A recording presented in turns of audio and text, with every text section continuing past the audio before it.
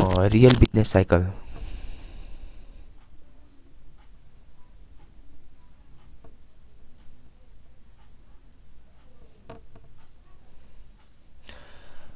real business cycle real business cycle it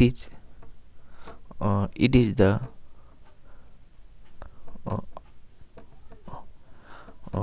outgrowth of new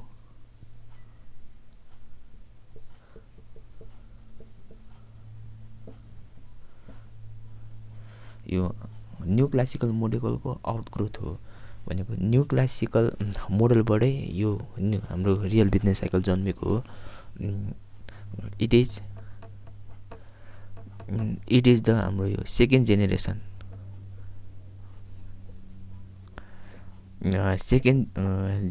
of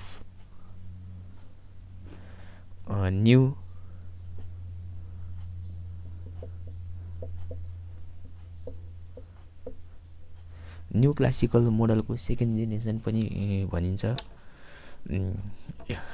it shows several हाम्रो यो important features देखाउँछ of new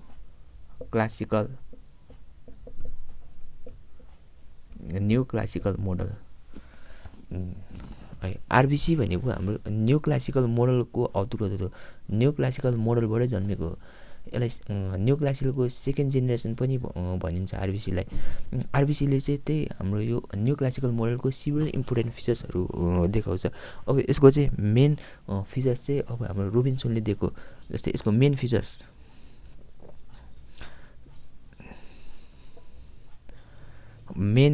of real business cycle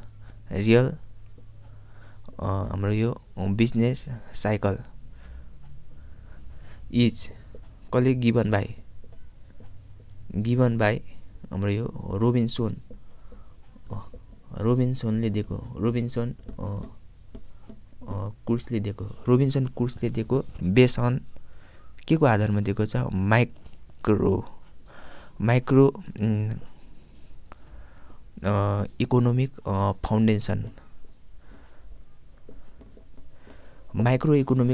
फाउन्डेसनमा यो भनेको रोबिन्सनले चाहिँ कुनै पनि इन्डिभिजुअलको प्रिफरेन्सले पनि हाम्रो आउटपुटमा चाहिँ चेन्ज आउँछ है भेरिएसन आउँछ फ्लक्चुएसन आउँछ भन्छ यो रोबिन्सनको मेन फिचर्स यही हो माइक्रो इकोनोमिक फाउन्डेसन भनेको जस्तै इन्डिभिजुअलको प्रिफरेन्सले पनि हाम्रो यो आउटपुटमा फ्लक्चुएसन चेन्ज डेभिएसन आउँछ मेन फिचर्स रोबिन्सनको त्यो अब यसको सुरुको फिचर्स के छ यसमा यो एजेन्ट अप्टिमाइज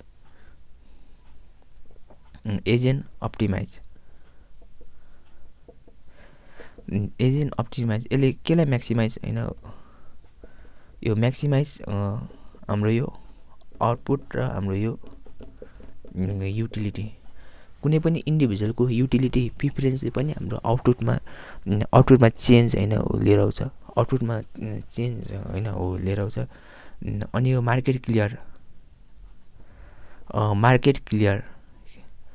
मार्केट क्लियर भनेको यो हाम्रो इक्विलिब्रियमको केस डिमान्ड र सप्लाई इक्वल भएको केस है इक्विलिब्रियम अफ अल हाम्रो यो इकोनोमिक एजेन्ट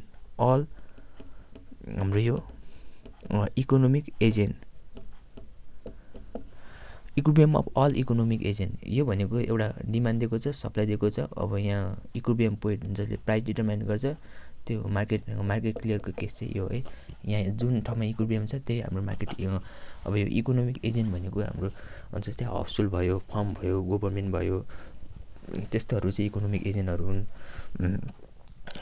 अब यो हाम्रो आरबिसी चाहिँ अराइज होइन आरबिसी चाहिँ कस्तो भेरिएसनले गर्दाखेरि देखा पर्छ त हेर्नुहोस् है रियल बिजनेस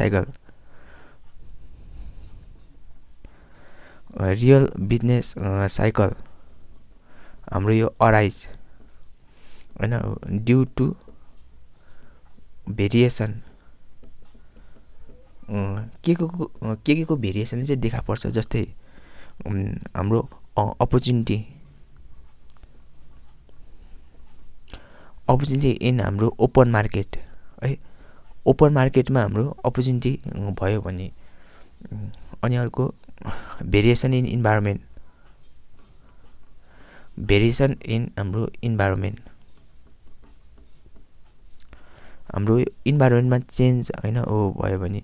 अनि टेक्नोलोजी सक मेन भनेको यो यसकै फिगर गर्नुपर्छ। इफेक्ट अफ टेक्नोलोजी सकले अब यो रियल भेरिएबलमा आउटपुट र इन्भाइरोमेन्टमा कस्तो असर गरेको छ भने अहिले फिगरमा देखाउनुपर्छ। यसको फिगर यही हुन्छ, टेक्नोलोजी सक।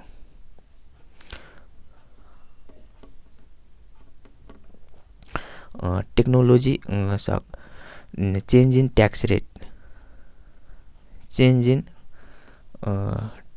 Tax rate. अनि अर्को यो फ्लक्चुएसन, फ्लक्चुएसन इन आउटपुट है, आउटपुटमा फ्लक्चुएसन हुन्छ। अल्सो ओकर के को कारणले है, अल्सो ओकर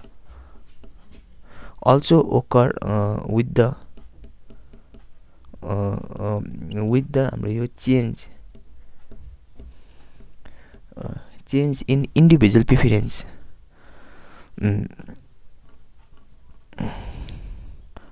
इन्डिभिजुअल हाम्रो यो preference,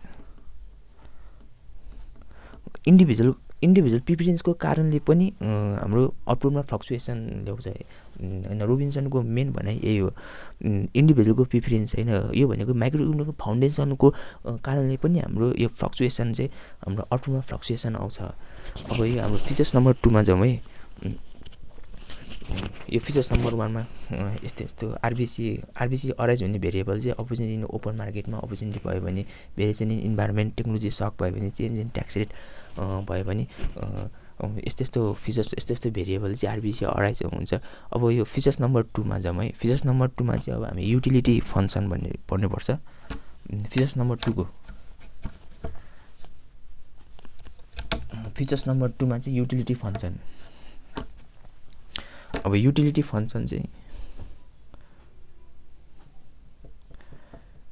utility function is given by हाम्रो यो 2 फ्याक्टर सच एज के रहेको छ, एउटा कन्जम्सन रहेको छ है, कन्जम्सन। अनि अर्को हाम्रो लेजर रहेको छ। के हो लेजर टाइम, स्पेयर टाइम, खाली टाइम है, खाली टाइम रहेको छ। अब हाम्रो युटिलिटी फङ्सन अहिलेको युटिलिटीको फङ्सन चाहिँ कसरी झिक्ने, सिटी र हाम्रो के अरे यो लेजर टाइम रहेको छ। वेयर युटी भनेको हाम्रो युटिलिटी एट हाम्रो यो time period T, utility at time period T. यो सिटी भनेको हाम्रो consumption at time period T रहेको छ। अनि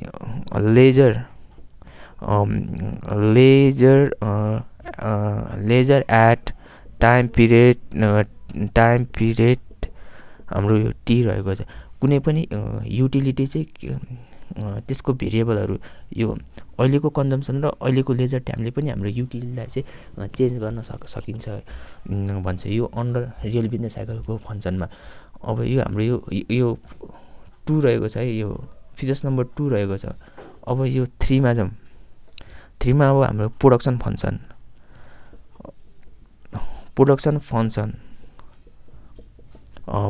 function under real business cycle production function YT झिक्ने। यसमा चाहिँ टेक्नोलोजी सक भन्ने दिएको हुन्छ यो प्रोडक्सन फङ्सनमा। Z0 भनेको टेक्नोलोजी सक फङ्सन अफ एनटी हाम्रो केटी रहेको छ। वेयर वाइटी भनेको हाम्रो आउटपुट एट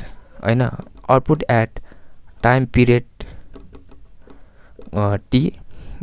यो Z0 भनेको हाम्रो टेक्नोलोजी सक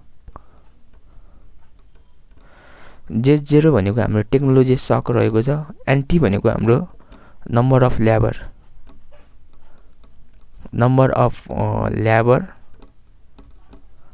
at time period t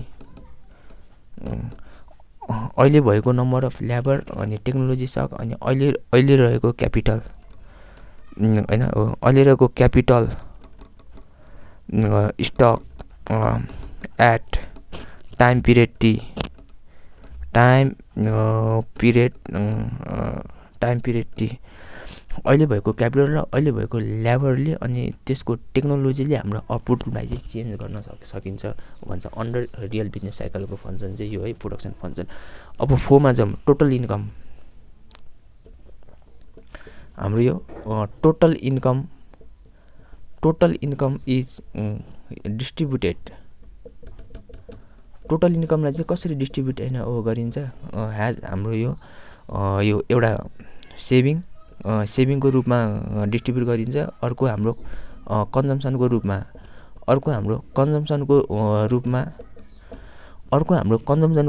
चाहिँ टोटल इन्कम हाम्रो डिस्ट्रिब्युट गरिन्छ। जस्तै वाइटी भनेको हाम्रो सिटी प्लस एसटी रहेको छ वेयर वाइटी भनेको हाम्रो इन्कम है इन्कम एट टाइम पिरियड हाम्रो यो टाइम पिरियड हाम्रो यो टी रहेको छ। अब यो सिटी भनेको हाम्रो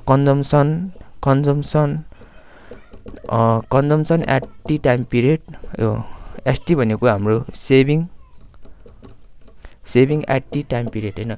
अहिलेको सेभिङ र अहिलेको कन्जम्सनले हाम्रो यो टोटल इन्कमलाई हैन चेन्ज हैन गर्न सक्छ। किन्सनमा पनि यही त हो नि, तर त्यहाँ चाहिँ टाइम पिरियड दिएको हुँदैन। सेभिङ र कन्जम्सन चाहिँ हैन टोटल इन्कम चाहिँ सेभिङ र कन्जम्सनमा चाहिँ हाम्रो डिस्ट्रिब्युट हैन हुन्छ। अब 4 मा जाउँ। 4 को फिचर्स भयो। अब 5 मा फिचर्स के रहेको छ है। अब यो 5 को फिचर्स के रहेको छ।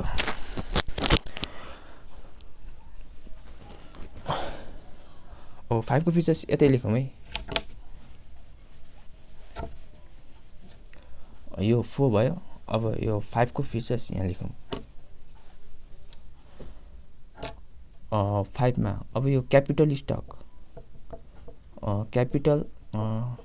Stock at T plus 1 capital stock T plus 1 को फङ्सन यो फ्युचरको क्यापिटल चाहिँ कसरी झिकिन्छ है। अब यो के टी प्लस 1 चाहिँ अहिले गरेको सेभिङ प्लस यो अहिलेको क्यापिटल स्टकमा हाम्रो डिप्रिसिएसन के घटाइदिने, हाम्रो डिप्रिसिएसन हैन घटाइदिने हो। अब यो के टी प्लस 1 हाम्रो यो क्यापिटल स्टक है क्यापिटल स्टक इज केसँग इक्वल छ यो अहिलेको सेभिङ हैन saving at time period T सँग एन्ड है क्यापिटल स्टक अहिलेको क्यापिटल स्टकमा डिप्रिसिएसन गरी घटाउने। अहिलेको capital stock at time period मा बाई डिडक्सन हाम्रो यो डिप्रिसिएसन हैन घटाउने। यो फ्युचरको क्यापिटल स्टकमा यो फ्युचरको क्यापिटल स्टक केसँग बराबर हुन्छ अहिलेको सेभिङ र अहिलेको क्यापिटल स्टकमा हाम्रो डिप्रिसिएसन गरी घटाएपछि हाम्रो फ्युचरको क्यापिटल स्टक आउँछ। अब यसको फिगर बनाउँ है। फिगर बनाउँदाखेरि अब टेक्नोलोजी सकले अब रियल बिजनेस साइकलमा कस्तो असर गरेको छ त्यो देखाउनु पर्छ। अब यसको फिगर बनाउँ। फिचर्स यति नै हो। अब यसको फिगर बनाउँदाखेरि रियल बिजनेस साइकलको फिगर कस्तो भन्छ त हेरौँ है। अब यहाँ टेक्नोलोजीको इफेक्ट है। इफेक्ट अफ टेक्नोलोजी हाम्रो यो टेक्नोलोजी इफेक्ट अफ हैन टेक्नोलोजी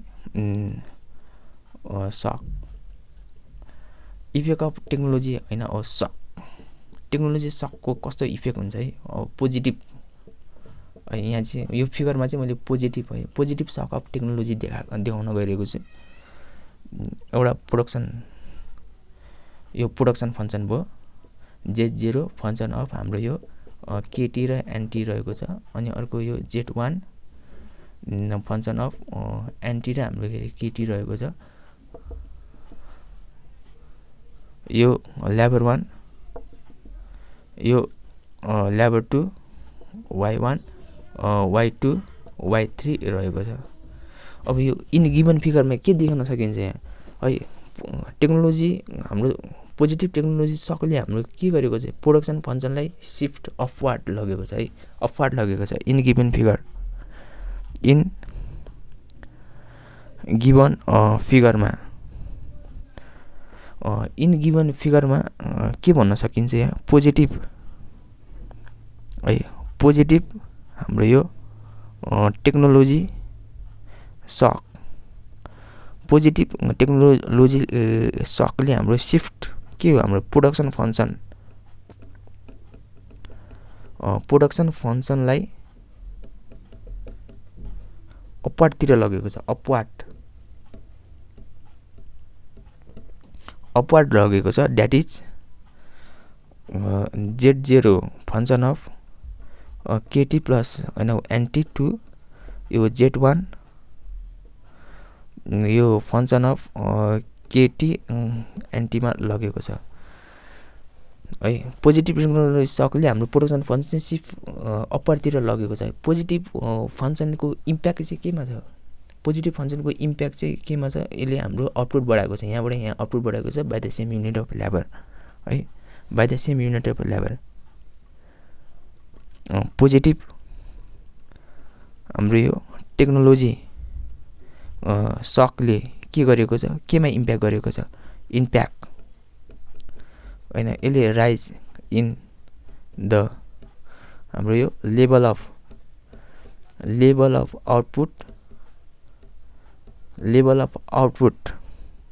Y2 Y1 Y2 11बाट हाम्रो पोजिटिभ इम्प्याक्ट चाहिँ यो आउटपुटमा बढेको छ। किन बढेको छ, यो बढेको छ by the same unit labour, एउटै labour by the same unit of labour, एउटै युनिट अफ भन्ने गरी लेबरले हाम्रो आउटपुट बढेको छ, यो बिकज अफ टेक्नोलोजी सकले गर्दाखेरि। अब यो टेक्नोलोजी सकले गर्दाखेरि हाम्रो लेबरको प्रोडक्टिभिटी पनि बढ्छ है। अब यसमा यता भनौँ है, यता गरौँ। अब यो पोजिटिभ सकले अब हाम्रो यो लेबरको प्रोडक्टिभिटी पनि बढ्छ है। जस्तै यहाँ के भन्नु, यहीँबाट सुरु गर्नुहोस् है, यहाँबाट यता गएको इट इज यो ड्यु टु इन्क्रिज के हो यो productivity of labour, productivity of labour बढेको कारणले है, प्रोडक्टिभिटी अफ लेबर बढेको कारणले अब पोजिटिभ टेक्नोलोजी सकले चाहिँ डिमान्ड फर लेबर बढाउँछ है। पोजिटिभ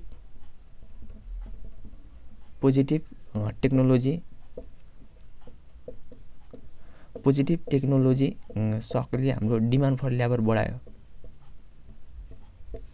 डिमान्ड फर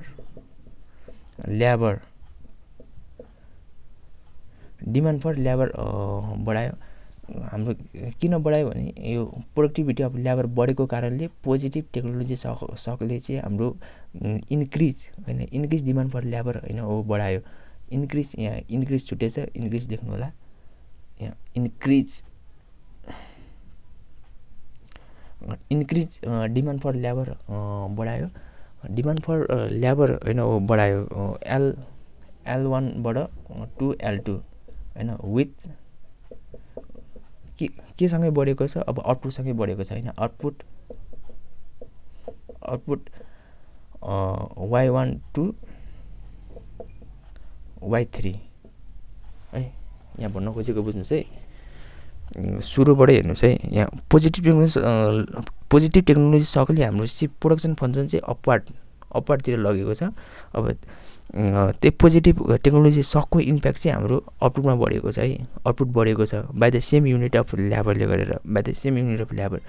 अब त्यो पोजिटिभ टेक्नोलोजी सकले हाम्रो प्रोडक्टिभिटी अफ लेबर बढायो, बढाइसकेपछि त्यही पोजिटिभ टेक्नोलोजी सकले चाहिँ इन्क्रिज डिमान्ड फर लेबर बढाइसकेपछि विथ आउटपुट पनि बढाएको छ। आउटपुटसँगै output Y1 to Y3 with output to Y3 हो। यो फिगरले चाहिँ यो भन्न खोजेको हो।